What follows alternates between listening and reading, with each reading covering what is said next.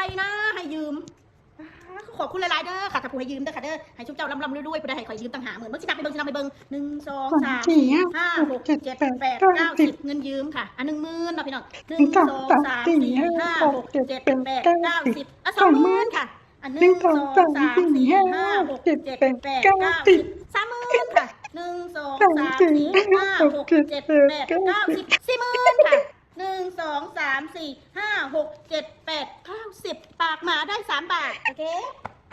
ปากหมาไม่เหลือสักบาทไม่เหลือคนที่เขาเลี้ยงไม่เหลืออะไรเลยปากหมาเป็นแบบนี้เลยไม่มีให้นะยาดูถูกปากหมาไม่เหลือสักบาทเอาเงินมาอวดได้นี่แผ่นดินลอยไล่กูภูมิใจนี่อันนี้กับทุกอย่างอันนี้กับกูไม่ได้แดกเงินกูไม่ได้แดกกูให้สู้แดกมาสั้นเดี๋ยวดีๆมาผมนำหนาปากหมาเป็นยังสี่ละฮะเชิญบอกโลดจะนั่นแหละกูจะถูกต้องตามกฎหมายเนี่ยโอเคนี่มันคือเงินกูจากน้ำพักน้ำแรงผัวกูล้วนๆบักขี้ข้านหาเงินให้กูนี่ซูเบิงเอาเด้อนี่บักขี้ข้านหาเงินให้กูนี่คือเงินเดือนผัวกูล้วนๆนะกูไม่ได้อ้างไม่ได้อวดแต่กูก็อยากให้ซูเบิงเพราะว่าซูมาทวงหนี้กับกูโอเคแต่กูเป็นหนี้ซูซาดได้สงสัยกูเป็นหนี้ซูซาดที่แล้วซูเลยมาทวงกูมาฟาดหน้าซูซะนะผู้ได้เสียเขายืมพี่น้องเขาเอาที่ดินไปจำนองมาไว้ซื้อเขากรอบหม้อแบบนี้นะจริงๆแล้วกูไม่อยากทำแบบนี้หรอกแต่พวกมึงให้กูออกมาเองพี่น้องทุกคนขอโทษขออภัยเด้อก็สิว่าน้องมันมาต้องในวงกว้างให้คนอื่นมองน้องมันไม่ดีมันหูจักเบิร์ดค่ะหูเบิร์ด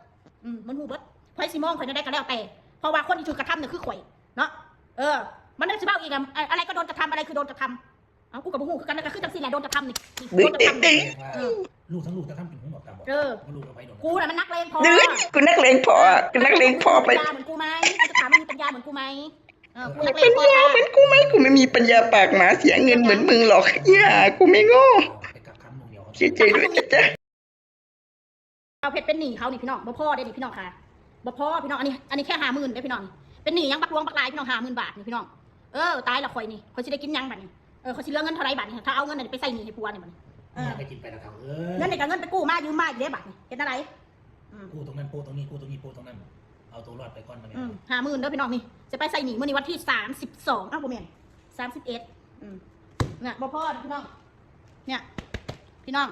บ่พ่อนี่สิเอานี่ไปจำนองอีกมื้อนี้สิเอามาจากสิเอาเท่าไรวะพ่อคุยกันอันนั้นแหละค่ะ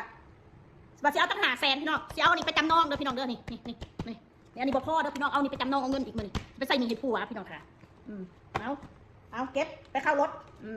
ไปจำนองมีอยู่แค่นั้นนะให้มันเบิดซะ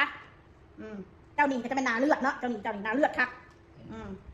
หนี้นอกระบบบ่หรือหนี้แนวใดดอกเบี้ยเกินกำหนดนะระวังนะระบบนี่ละเท้าหนี้นอกระบบก็ระวังนะวันนี้หนีเด้อพี่น้องไม่ต้องทวงบ่อยๆหรอกกูรำคาญกูไปใช้ให้แหละวันนี้แหละกูไปใช้ให้แหละพูดกับกูดีๆนะคะอยากได้เงินนะพูดกับกูดีๆอย่าพูดนิสัยเหี้ยได้ก็คือได้ไปแล้วก็อย่าเห่าให้มันมากนะเดี๋ยวมึงไม่ได้สักบาทกูไม่ให้ก็สิทธิ์ของกูอย่าลืมนะกฎหมายเขาคุ้มครองกันลูกหนี้นะคะนะกฎหมายเขาคุ้มครองกันลูกหนี้นะคะอยากได้เงินนะพูดกับกูดีๆอย่าพูดนิสัยเหี้ยได้ก็คือได้ไปแล้วก็อย่าเห่าให้มันมากนะเดี๋ยวมึงไม่ได้สักบาทกูไม่ให้ก็สิทธิ์ของกูอย่าลืมนะกฎหมายเขาคุ้มครองกันลูกหนี้นะคะไปเหยียบปากดีเนาะอิเพดมึงเอ้ยหัวเนี่ยถอดหัวกระทักติดปอบมือเด้อถึงรางวัลที่1เด้อพ่อแม่พี่น้องขี่คุณแล้วก็ถือเด้อรางวัลที่1คุณก็ซื้อไปคุณตั้งแล้วมันทวงไปทวงสมน้ำหนักไปยืมใส่มาบอก เขาเนี่ย